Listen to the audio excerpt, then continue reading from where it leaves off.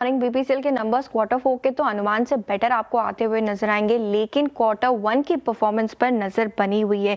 मुनाफा देखे तो एडजस्टेड नंबर्स पर आपको फोकस करना है, क्योंकि एक्सेप्शनल आइटम में करीबन 4,350 करोड़ का रेवेन्यू में कोई बदलाव नहीं है। हालांकि 0.3% कमजोर है पिछले तिमाही से। कामकाजी लेवल पर मुनाफा देखे तो करीबन 14% की कमजोरी नजर आएगी, लेकिन अनुमान सिर्फ 6,980 करोड़ के आसपास का था।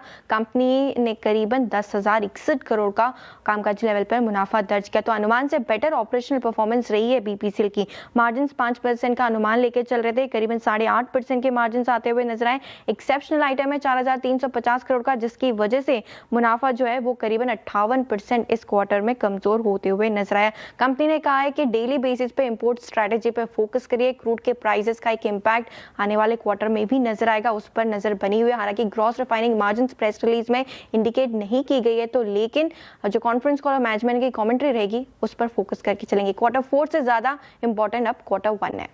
% की रेवेन्यू ग्रोथ आती हुई नजर आई है। कामकाजी लेवल पे मुनाफा देखे तो यहाँ पर भी करीबन 800 करोड़ का एस्टिमेट लेके चल रहे थे। 900 करीबन 930 करोड़ के आसपास जो है वो मुनाफा आते हुए दिखा है। कामकाजी लेवल पर मार्जिन्स भी देखे तो 23% का अनुमान था, 27% के मार्जिन्स कंपनी ने दर्ज किए। मुनाफे में आपको एक एडजस्टमेंट करना है, बेस में 125 करोड़ का एडजस्टमेंट था, उसे हटा दे तो 30% की ग्रोथ आपको मुनाफे में भी नजर आएगी। डोमेस्टिक कारोबार में डबल डिजिट की ग्रोथ है, 15% की ग्रोथ कार्डिक सेगमेंट में आती हुई दिखी और 12% की ग्रोथ जो एंटी डायबिटीज में आती हुई दिखी। 12 बजे इसका कॉन्फ्रेंस कॉल है। कंपनी ने मर्जर किया था बीएसवी का, जिसका डोमेस्टिक कारोबार की रन रेट भी डबल डिजिट में आती हुई नजर आई। साथ ही साथ इंटरनेशनल कारोबार हालांकि थोड़ा सा म्यूटेड रहा है, लेकिन डोमेस्टिक कारोबार काफी स्ट्रॉन्ग है कंपनी का। और नजरें 12 बजे की कॉन कॉल पर। बिल्कुल ठीक। कमजोरी यहाँ पर नंबर्स में आती हुई नजर आई है। अनुमान भी कमजोरी का था, लेकिन उससे ज्यादा खराब आपको नंबर्स दिखेंगे। 12% की कमजोरी रेवेन्यू में।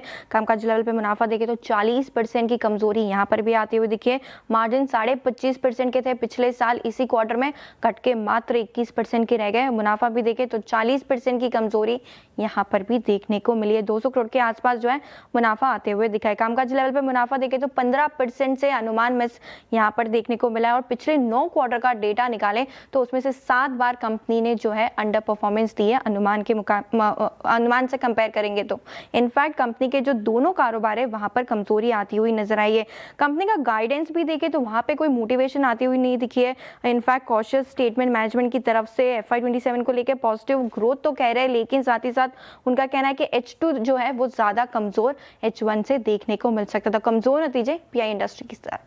ठीक बात है, कमजोर हो गए इसके। वो अच्छे लग रहे हैं आपको एडजस्टेड नंबर दिखने, क्योंकि रिपोर्टेड नंबर्स में कुछ एडजस्टमेंट से जिसके चलते आपको रिपोर्टेड नंबर्स कमजोर नजर आएंगे। लेकिन अगर आप उन्हें एडजस्ट कर देंगे, वहां पे एक प्लांट में फायर हुई थी और उसका नंबर एडजस्ट करके देखेंगे तो नंबर्स आपको बेटर दिखेंगे। In fact free cash flow positive हो जाएगा FY27 तक, और जो इम्पैक्ट हुआ है प्रॉफिट में वो भी रिकवर होते हुए दिखेगा।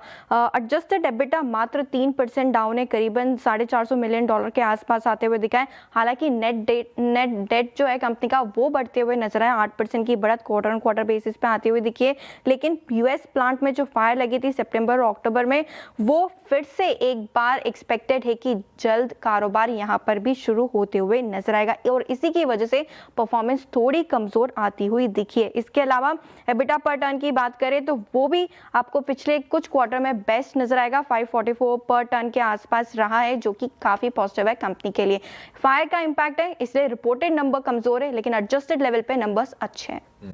बिल्कुल, शुरुआत करते हैं कर्नाटका बैंक के साथ। काफी अच्छा क्वार्टर रहा है बैंक के लिए। नेट प्रॉफिट में 62% की ग्रोथ है, एनआई 8% ऊपर है, एसेट क्वालिटी सुधरी और नेट इंटरेस्ट मार्जिन भी देखें तो 2.9% से सुधर के सीधे 3.07% क्वार्टर ऑन क्वार्टर आधार पर आते हुए दिखे। तो कर्नाटका बैंक आज यहाँ पर नजरें बनी हुई रहेगी। गोदावरी पावर यहाँ पर भी नंबर्स काफी स्ट्रॉन्ग है।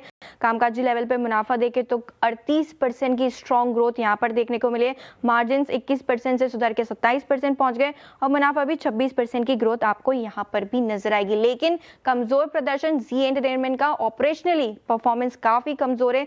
रेवेन्यू में 7% की कमजोरी, लेकिन कामकाजी लेवल पर इस बार घाटा आते हुए दिखा है 255 करोड़ का, जो कि पिछले साल मुनाफा था करीबन 300 करोड़ के आसपास का। और नेट लॉस 102 करोड़ का दर्ज किया है कंपनी ने, जो कि पिछले साल मुनाफा था 190 करोड़ के आसपास का।